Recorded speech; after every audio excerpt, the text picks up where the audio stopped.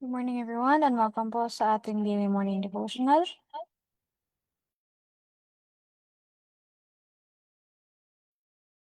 For our program this morning, our speaker will be Brother Japet, and then before that we will have an opening song and an opening prayer. And after we hear the message that Brother Japet will be giving unto us, we will have our closing song and closing prayer. So that is our program for this morning. Let us now proceed to our opening song.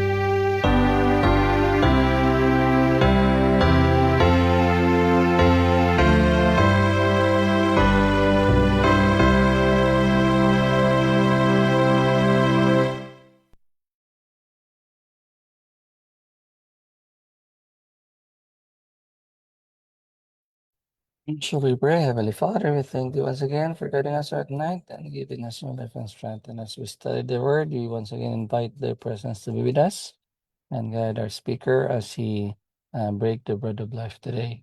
And we know guiding us also and give us knowledge and understanding to understand these things. In Jesus' name we pray. Amen.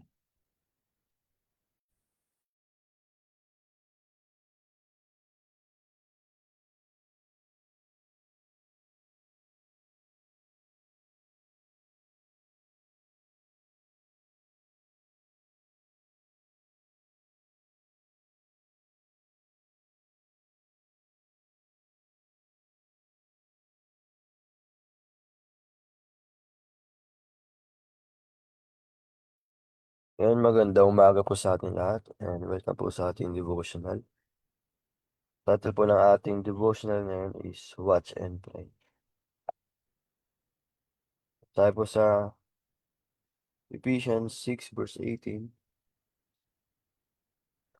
Praying always with all prayer and supplication in the Spirit, and watching thereunto with all perseverance and supplication for all saints.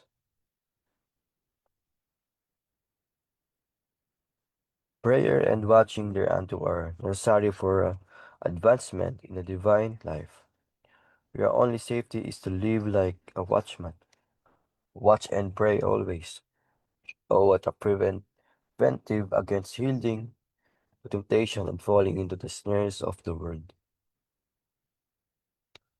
So, napaka-importante po ang panalangin at maging watchful. Kasi ito po yung ah, importante para lumago tayo sa ating buhay na kasama ang Diyos.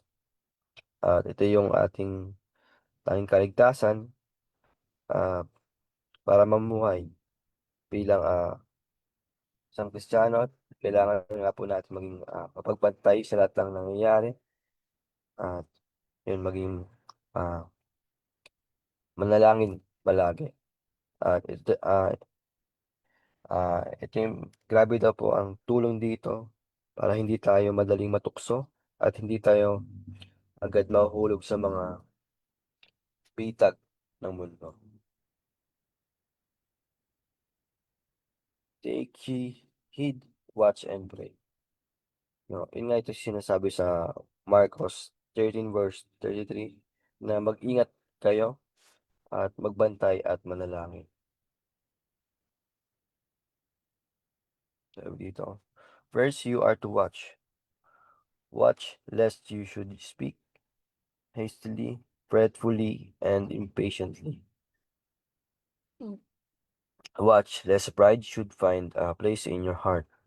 Watch lest evil passion should overcome you instead of your subduing them. Watch lest you become the light and trifling and your influence savor of death rather than life. So, yun nga, unang-una is kailangan natin bantayan yung ating bibig. No? Baka kung makapagsalita tayo is parang padalos-dalos. So, mainit ang ulo at walang pasensya. Pangalawa is bantayan natin yung ating puso. Baka pasukin tayo ng ating pride or kayabangan. Pangatlo is bantayan natin ang ating damdamin. Baka, yun nga, talunin tayo ng galit.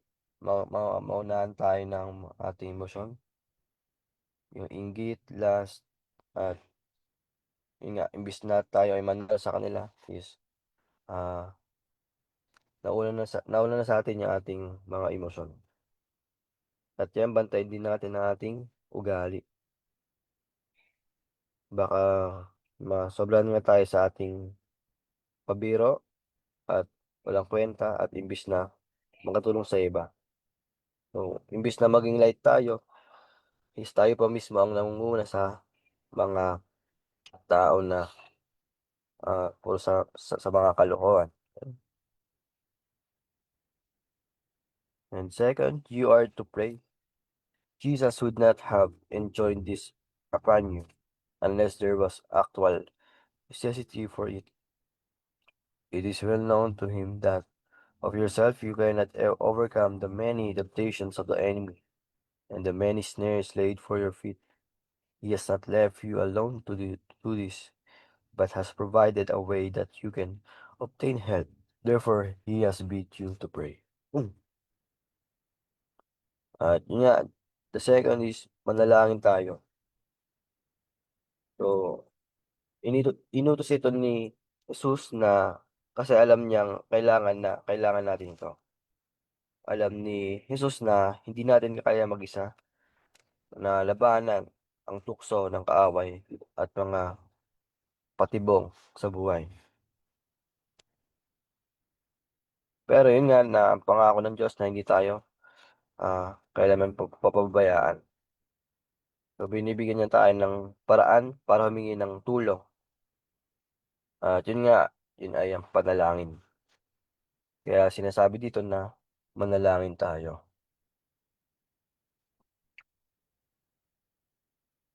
To pray aright is to ask God in faith for the very things you need.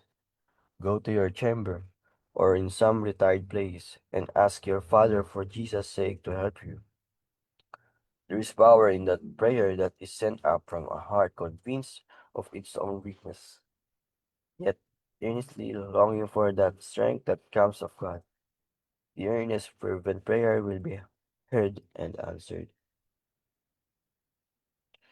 Yun nga na ang tamang panalangin ay yung taos-puso at may pananampalataya na humihingi sa Diyos ng mga kailangan natin talaga. Yung hindi yung mag-pray tayo na sa atin lang, parang self-desires lang natin. Yun nga, sabi ito na pumunta tayo sa tahimik na lugar, kwarto mo o kahit saan, at kausapin natin ng Diyos sa pangalan ni Jesus at sabihin natin na tulungan tayo. At yun nga na may kapangyarihan yung panalangin na galing sa puso na alam natin na kung saan tayo mahina. At, at yun nga, pero gustong-gusto ng lakas na galing sa Diyos. At yun nga na mas effective talaga na lagi tayong manalangin sa ating Panginoon para matupad at malabanan tayo sa ating mga pagsubok dito sa buhay.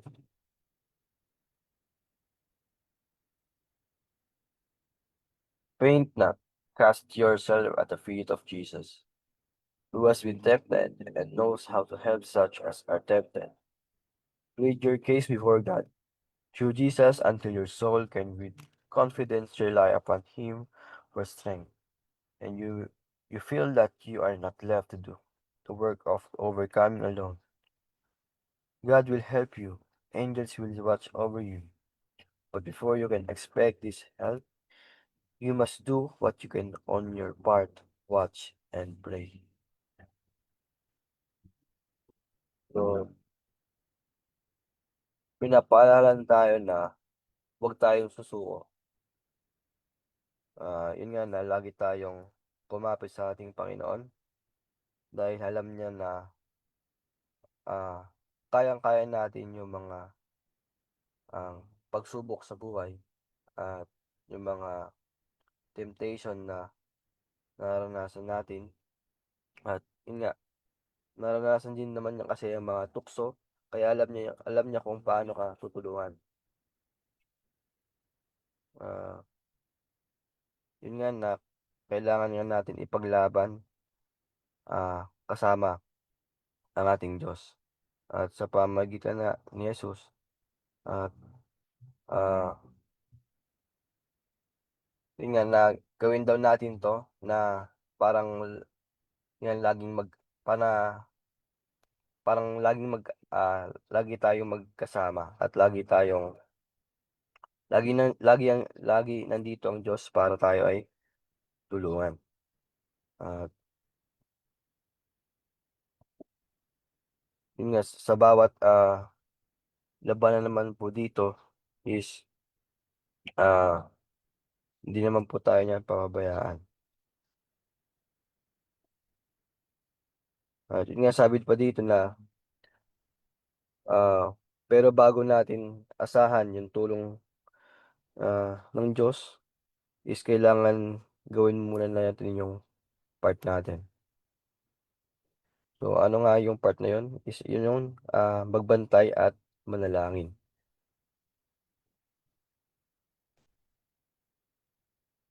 So yun nga po napaganda ng ating devotional na tayo pinapaalalahanan na maging watchful at maging prayerful. Yun nga na sa part po ng ating Diyos, siya po ang tutulong sa atin at magbabantay. Sa atin namang part, tayo ang magbabantay sa sarili natin at mananalangin. So kung tayo ay magiging watchful at prayerful, ay magkakaroon tayo ng protection from temptation. So, nandito na lang po ang aking devotional. Magandang umaga po.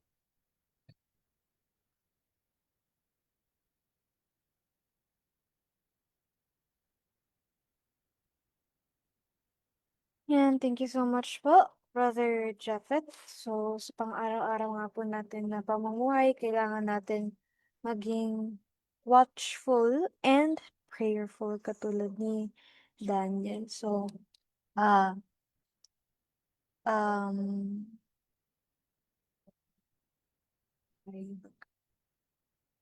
ito ay very recommended dahil katulad ng nangyari kay Daniel doon sa Lions Den, ano,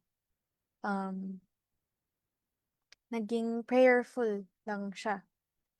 He prayed to God day and night, 3 times a day. And doon natin makikita yung protection ng Panginoon ay binigay niya kay Daniel kahit hindi ni Daniel alam kung ano yung mangyayari doon sa lives din. And for our everyday living din, we must be watchful and prayerful para hindi tayo mabilis madaya ng kaaway. Dahil kapag when we have our guard down, dyan mas nagpe-penetrate ang kaaway. So, tayo po ay dumako na sa ating closing song and closing prayer po ng ating Sister, Yes, Brother Rob? can I make a short insight, please? You may go ahead. Yeah. So our subject is watch and pray, and it comes to mind the example of Peter in the Bible, and Jesus in Matthew 26, he said, "And he cometh unto the disciples and find them asleep, and saith unto Peter, What could you not watch with me 1 hour? Watch and pray that ye enter not into temptation. The spirit is willing, but the flesh is weak." And also Peter, remember, he a short time before the trial of Jesus, he confidently declared that he would never deny Jesus. But because he failed to watch and pray, he later denied his Lord 3 times before the rooster crowed. So this is an application of watch and pray. Thank you. Thank you, Brother Rob. Let us now proceed to our closing song and closing prayer by our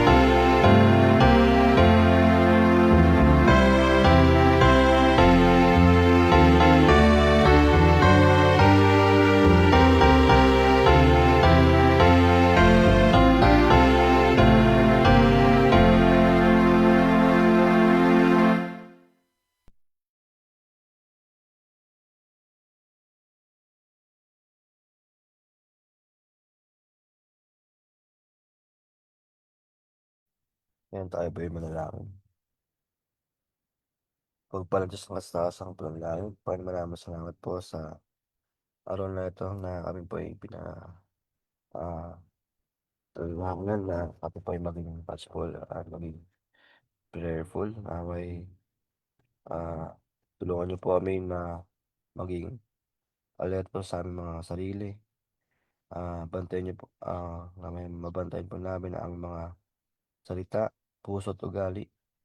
At naway wag po namin hayaang manalo ang galit, kayabangan at tukso sa aming buhay. Patawarin niyo po kami sa mga pagkukulang namin. Alam po namin na hindi namin kaya ito mag-isa. Kaya lumalapit po kami sa inyo ngayon at bigyan niyo po kami ng lakas, ng galing sa inyo lamang. At um,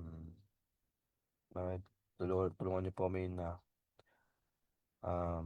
magkaroon po kami ng lakas na galing po sa inyo at turuan po kami na manalangin ng taos puso araw-araw. At samahan niyo po kami sa aming mga bawat paglaban at padalhan niyo po kami ng mga anghel na para magbantay sa amin. At i-improve niyo rin po kami mga talento na sa inyo pong binigay sa amin. At maging blessing po kami sa iba. Ingatan niyo po kami sa araw na ito at kayo din po sa amin kasama at mga mahal namin sa buhay, hindi namin kapiling. Ito po ang hiling sa pangalan ni Jesus. Amen.